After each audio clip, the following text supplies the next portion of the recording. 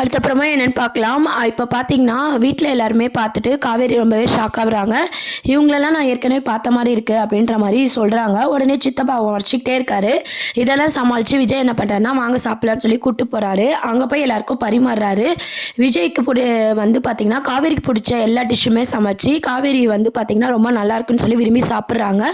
அப்போ குட்டி அம்மு பார்த்தீங்கன்னா எங்கள் அப்பா தான் சமைச்சாரு அப்படின்ற உண்மையை சொல்கிறாங்க. இதை கேட்டதும் விஜய் மேலே ஒரு நல்ல அபிப்பிராயம் வந்து காவேரிக்கு ஏற்படுது. அப்புறம் வீட்டில எல்லாம் சுற்றி பார்த்துட்ருக்காங்க. அப்புறம் செல்ஃபிலாம் எடுத்துக்கிறாங்க. இந்த மாதிரியான மூமெண்ட் தான் கொண்டு வந்திருக்காங்க. அடுத்த அப்கமிங் ப்ரோமோன்னு பார்த்தீங்கன்னா காவேரியோட பர்த்டே செலிப்ரேஷன் தான் கொண்டு வராங்க. காவேரி பர்த்டேக்கு வந்து பார்த்தீங்கன்னா கங்கா யமுனா, கங்காவோட பொண்ணு விஜய் பொண்ணு அதாவது குட்டி காவேரி இவங்கெல்லாம் வந்து இருக்காங்க. நம்ம காவேரியோட குழந்தைய வந்து தூக்கி கங்கால கொஞ்சிட்டு இருக்காங்க. இதெல்லாம் பார்த்தா காவேரி வந்து அம்மா தான் இப்படி இருக்காங்கன்னு பார்த்தா இவங்களும் ஏன் இப்படி பண்ணுறாங்க, இந்த ஆள்கிட்ட ஏன் இவங்களும் நல்லா பேசுகிறாங்க பழகுறாங்க, இந்த குழந்தைய தான் வீட்டு குழந்தையா கொஞ்சிறாங்க, எனக்கு ஒன்றுமே புரியலேன்னு சொல்லி காவேரி வந்து கோவப்படுறாங்க, டென்ஷன் ஆகுறாங்க. அம்மா தான் இப்படி பண்ணுறாங்கன்னா நீங்களாம் ஏன் அப்படி பண்ணிட்டு இருக்கீங்கன்னு சொல்லி கேட்கும்போது அவங்களும் பார்த்தீங்கன்னா சமாளிக்கிறாங்க. அப்புறம் விஜய்கிட்டையும் பார்த்தீங்கன்னா கங்கா யமுனா எல்லாருமே வந்து நல்லா பேசுகிறத தூரமாக இருந்து காவேரி பார்த்து ரொம்பவே டென்ஷன் ஆகுறாங்க. ஏதோ ஒரு விஷயம் இருக்குது அப்படின்ற மாதிரியும் காவேரி புரிஞ்சுக்கிறாங்க. அதுக்கப்புறம் பர்த்டே செலிப்ரேஷனில் நடந்த விஷயத்த தாத்தா கிட்ட நம்ம விஜய் ஷேர் பண்ணும்போது அவங்க சித்தப்பா இருக்காரு. இப்படியே போச்சுன்னா இவங்க சேர்ந்துருவாங்க, இவங்களை பிரிச்சு ஆகணும்னு சொல்லிட்டு அவர் பசுபதிக்கு கால் பண்ணி இந்த விஷயத்த சொல்லிடுறாரு.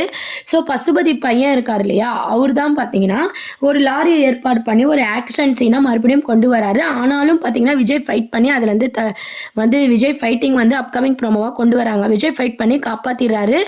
அப்கமிங் ப்ரோமோவாக விஜயோட ஃபைட் சீனும் காவேரியோட பர்த்டே செலிப்ரேஷன் இந்த 2 சீனும் தான் அப்கமிங் ப்ரோமோவாக கொண்டு வராங்க.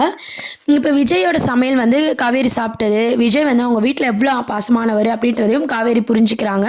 நம்ம வீட்டு ஆளுங்களாம் ஏன் விஜய் மேலே இவ்வளோ பாசமாக இருக்காங்க, கேரிங்காக இருக்காங்க அப்படின்றதையும் யோசிக்க ஆரம்பிக்கிறாங்க.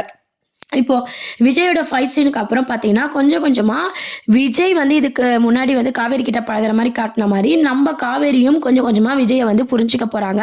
இந்த ட்ராக்கை தான் கொண்டு வர போகிறாங்க. அதுக்கப்புறம் ஒன்றா வெளியே போகிறது, ஒருத்தர் மாற்றி ஒருத்தர் புரிஞ்சிக்கிறது, அந்த மாதிரியான சீன்ஸை வந்து கொண்டு வர போகிறாங்க. ஏன்னா விஜய் மேலே இருந்த தப்பான அபிப்பிராயம் வந்து காவேரிக்கு இதுக்கப்புறம் இருக்காது விஜய் வீட்டுக்கு போயிட்டு வந்ததுக்கப்புறம்.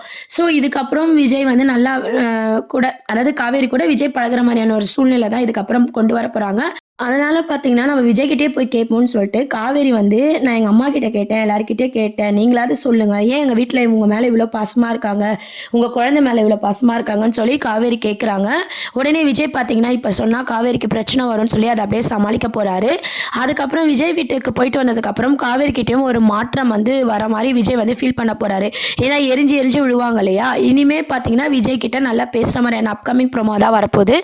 இப்போ பார்த்தீங்கன்னா ஷூட்டிங் ஸ்பாட்டில் காவேரியோட பர்த்டேவும் விஜயோட ஃபைட்டிங் சீனும் தான் வந்து இப்போது ப்ரொமோவாக வந்து போட போகிறாங்க. இதுக்கப்புறம் தான் நம்ம கொஞ்சம் கொஞ்சமாக விஜயை காவேரி புரிஞ்சுக்கிற மாதிரியான சுச்சுவேஷனை வந்து டைரக்டர் கிரியேட் பண்ண போகிறாங்க. இந்த மகாநதி சீரியல் பார்த்தீங்கன்னா தொடர்ந்து ஹாட் ஸ்டார்லையும் நம்பர் 1 பொசிஷனில் இருக்குது. இதை பற்றி உங்கள் கருத்துக்களை கீழே கமெண்ட் செக்ஷனில் சொல்லுங்கள். சேனலையும் மறக்காமல் சப்ஸ்கிரைப் பண்ணுங்கள் ஃப்ரெண்ட்ஸ். தேங்க்யூ.